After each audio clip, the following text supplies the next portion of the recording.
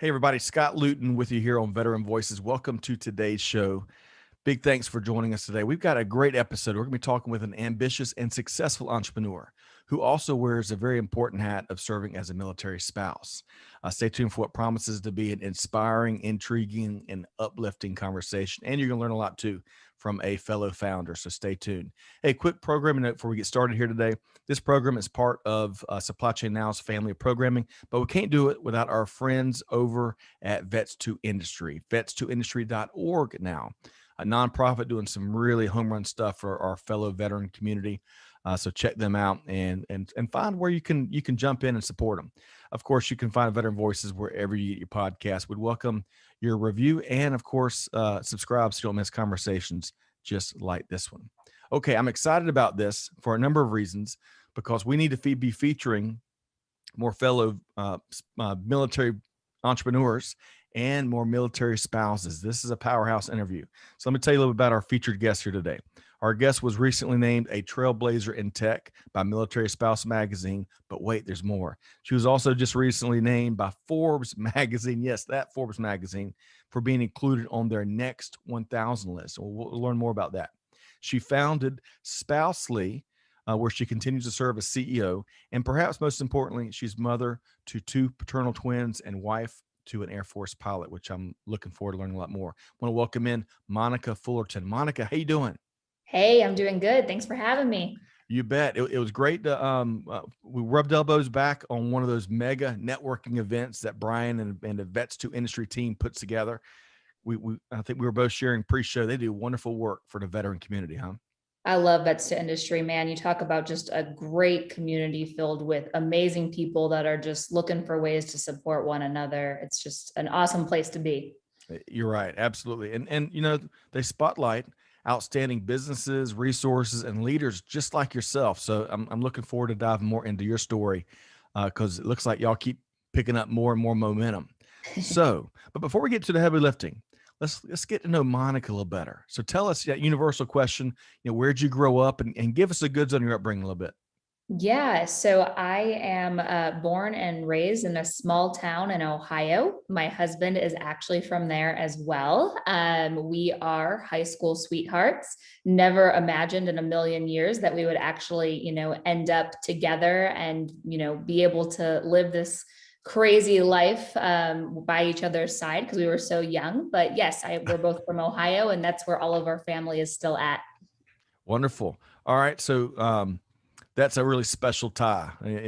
High school sweethearts, and now you're doing big things, growing a family, growing businesses, serving the country, and more. So, what's one thing? Think back to y'all's earliest times dating. Was there any traditions or habits or a special restaurant or something that y'all spent time at?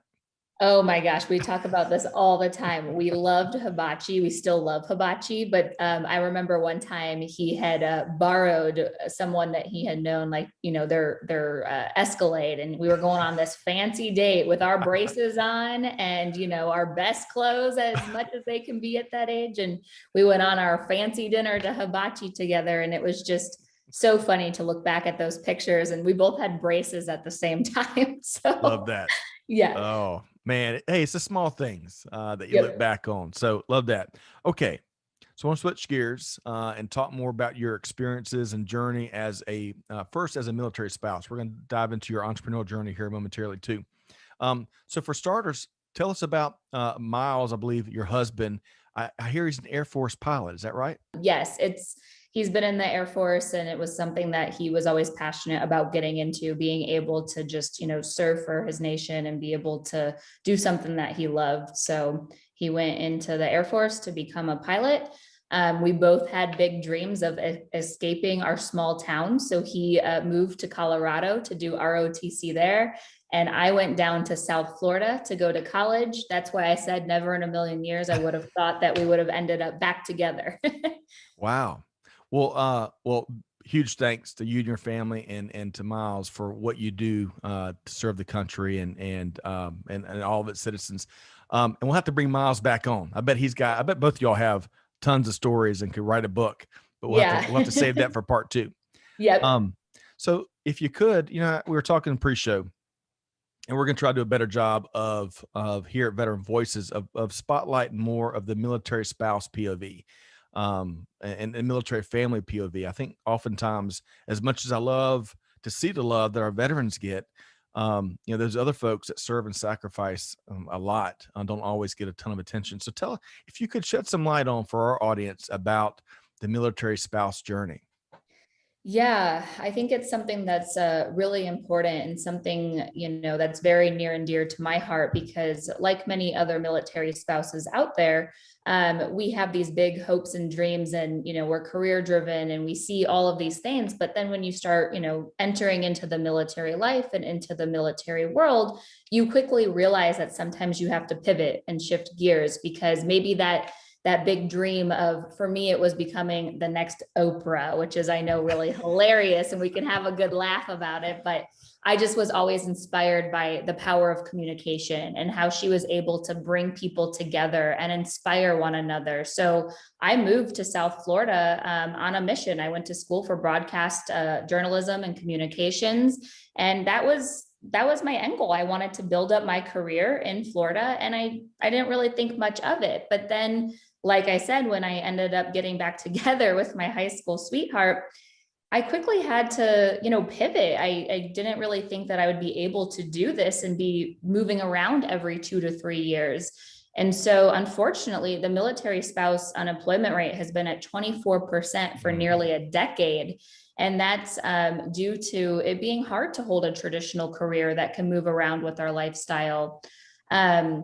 I was one of the very lucky military spouses that ended up, working for a company that I was able to work remote. I was able to continue working my way up, even wherever the military sent us. But it really boiled my blood. It made me mad. It made me mad to see my fellow military spouses not having, that easy route of doing something that they truly loved that could move around with them. And that's kind of what stemmed to where I'm at today, is being able to help others that are navigating entrepreneurship and finding new ways to navigate military life, being a military spouse, holding down the fort, and just dealing with the frequent unknown. Right.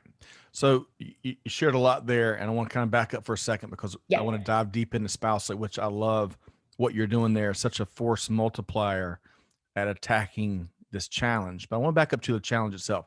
You said 24% is the unemployment rate, if I heard you right, for Yep. military spouses for like 10 years. Did you say that? Yeah. Yep. Over a decade. And, it's just something that, like I said, it boils my blood. It makes me mad. Just because you're a military spouse and you're standing by your spouse's, calling to serve our nation, which is incredible. You shouldn't have to also put your own career dreams on the side for that, though. Yeah, well said. And if you think of some of the reasons, so that really crystallizes in our listeners' mind, is it clearly lots of moving around, right? Yep. Would you also what are, if you had a short list of reasons? My hunch, as I'm thinking through it, it's moving, and then as this other spouse is deployed, perhaps then they have to lead the family, which can take away Right. from their career aspirations. What else would you add to the list there? Yeah, just the holding a traditional career, if it's not remote, then they're losing all of that time by trying to commute. They're trying to, make it all work, having childcare, trying to figure out navigating life without having family nearby half the time. I mean, let's face it, most of the time our family is like across the country, and it's hard. You're doing a lot on your own. It's not like you can easily call up mom and be like, hey, I'm not feeling good today. Can you come watch the kids? Right. Or, it just doesn't work like that in our lifestyle. And that's why the amount of grit and strength and resilience that military spouses have really makes them such an incredible, impactful piece to entrepreneurship or being an employee at a company, because these are great qualities, Right. very great qualities. Yeah, they find a way to make it happen. Yeah. So often and time again. Um, do you find that the community amongst military spouses, is that something you've grown to cherish? Yes. And, it's one of those things that you don't really know exists sometimes. Like for me, because was living this remote work life, and I was in my career and doing all different things, that I actually didn't realize that there was so many amazing resources out there with my fellow military spouses and that community piece. And once you start finding out what's available and just other people in your shoes or trying to help others, I mean, gosh, the sky's the limit. Like, there are just so many amazing organizations that are built around just our community.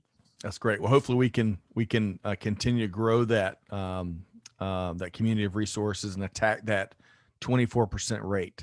Yes. That is disappointing to hear. Okay. Well, speaking of attacking the rate, and speaking of seeing something that kind of burns your blood, as you put it, and doing something about it, you've built one heck of a growing platform that provides a powerful access to military spouses and other members that want to be entrepreneurs, right, and reach markets. So Yep. I want to talk about. Let's actually flip these questions. First off, tell us in a nutshell what Spousely does, and we'll talk about your why. Okay. Yeah. Spousely is an online marketplace where you can find a wide variety of handmade products and services, all created by military spouses, veterans, veteran spouses, active duty members, and we just expanded to first responders and their families. So I like to call it, the Etsy meets Angie's List, but with a focus on shopping for social good and supporting our nation's heroes. Love that. And wow, that is perfect in a nutshell. I love it. Man, on the money. Okay. So, without making any assumptions, tell us what was your why, and what directly led you to taking a huge leap, right? Big risk, as any entrepreneur does, and founding Spousely.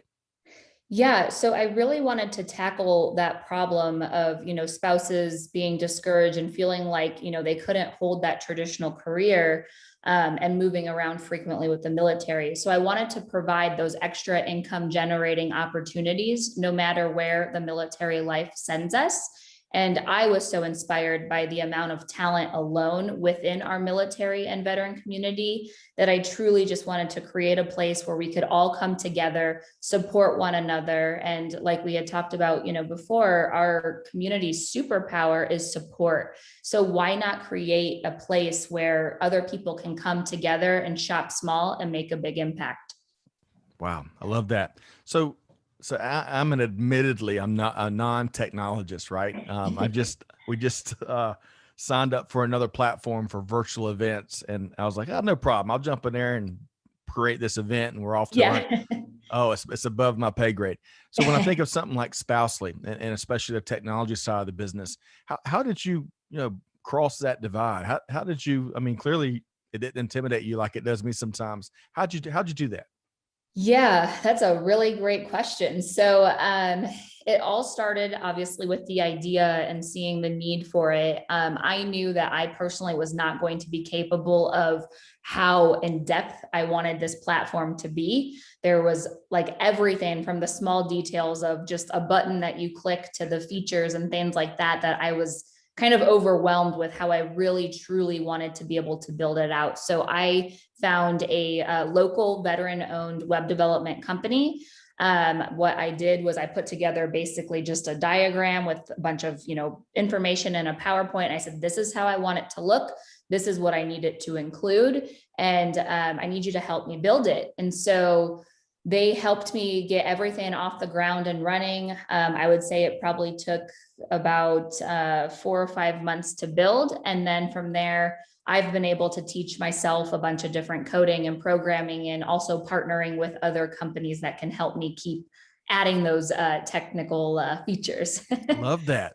So you had a crystal clear vision, is what I'm hearing, and you Oh just yeah, said, like I said, all the way down to all the details. So, and if you notice the spousely main color, that is my favorite color. It's a color that has always driven me to be the best version of myself, and I wanted it to make an impact in this brand as well. "All right, love that. All right, so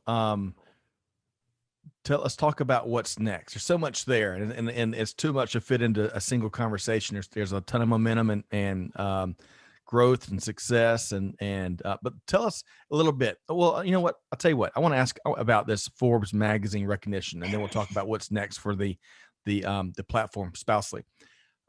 man, to be on a Forbes list. You mentioned Oprah earlier. Holy cow, you got something in common with Oprah. So how did that? What's the what I guess what makes up the list? Is it fellow entrepreneurs? Is it business Yep. leaders? What makes up the next 1,000 list?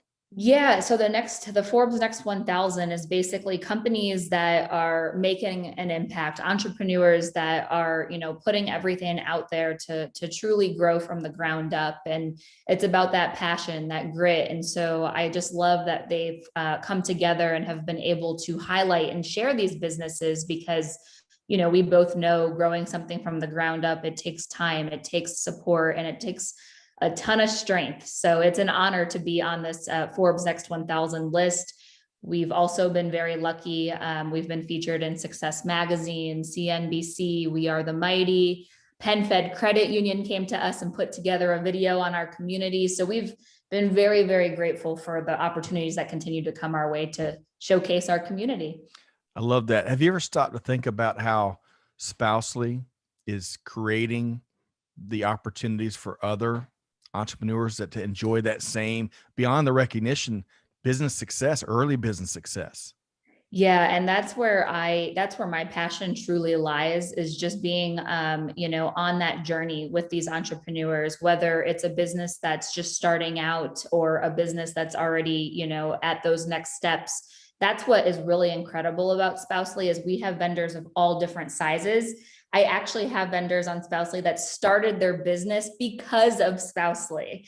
And that to me, like I get chills like thinking about it because that's the piece that I love most, that empowerment, being able to just show others that you can do it. You have a community behind you that believes in it. And with the right tools and resources, we can do anything, no matter what life throws at us.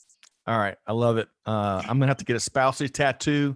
That wall behind me, I'm ready to run through it. This is what we need. This is exactly what we need. It's such a it makes so much sense. And I love for folks that might be a little bit slow like me.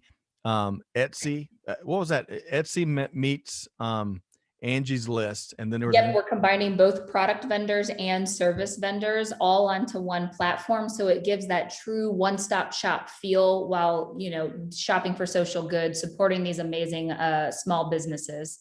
love it. All right, so tell us what's next. All this momentum and growth and success and purpose. What's next for the company?